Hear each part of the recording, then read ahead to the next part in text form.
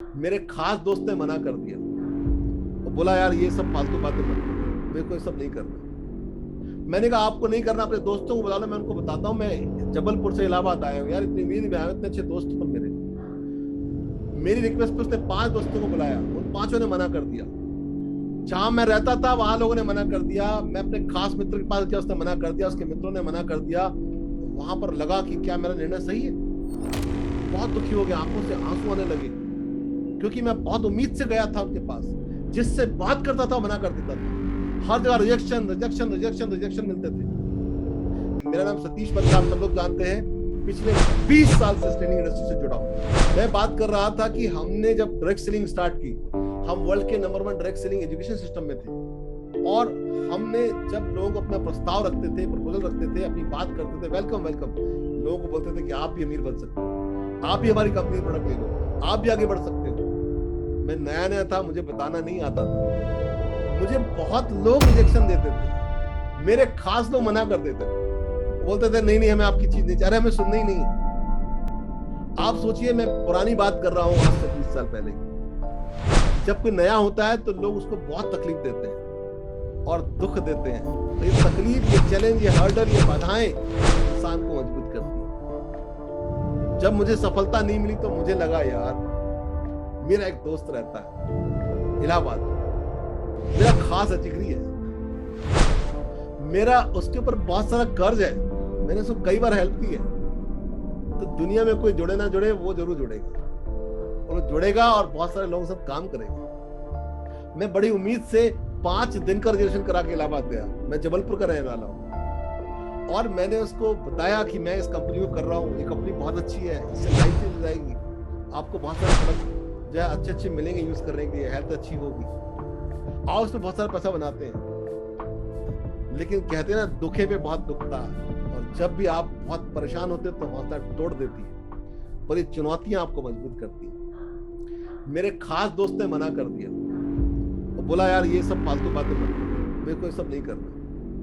मैंने कहा आपको नहीं करना, अपने दोस्तों को बुला लो, मैं उनको बताता हूँ मैं जबलपुर से इलाहाबाद आया हूँ। यार इतनी उम्मीद में आया, इतने अच्छे दोस्त तुम मेरे। मेरी रिक्वेस्ट पे उसने 5 दोस्तों को बुलाया, उन 5 ने मना कर दिया। जहां मैं रहता था वहां लोगों ने मना कर दिया। मैं अपने खास मित्र के पास गया, उसने मना कर दिया, उसके मित्रों ने मना कर दिया। वहां पर लगा कि क्या मेरा निर्णय सही है। बहुत दुखी हो गया, आंखों से आंसू आने लगे, क्योंकि मैं बहुत उम्मीद से गया था उनके पास। जिससे बात करता था मना कर देता था। हर जगह रिजेक्शन रिजेक्शन रिजेक्शन रिजेक्शन मिलते थे। लेकिन जिंदगी की यही रीत है, जिंदगी की यही रीत है, हार के बाद ही जीत है। मैंने डिसीजन लिया कि इन लोगों के लिए करूंगा, इनको करके दिखाऊंगा। 3 साल लगे, मैं करता रहा, मैं करता रहा, मैं लोगों को अपने बिजनेस के बारे में बताता रहा, बताता रहा।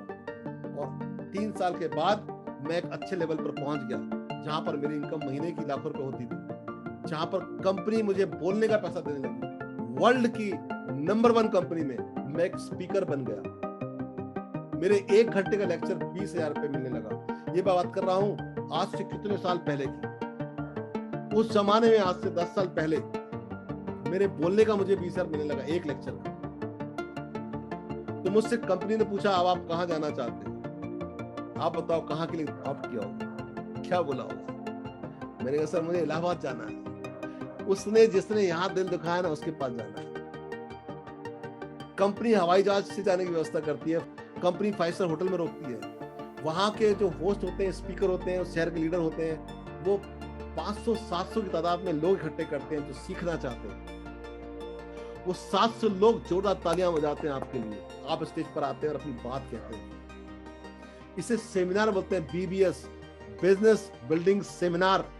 और आई वॉज द स्पीकर। 3 साल पहले हार के गया था, 3 साल बाद जीत कर आया।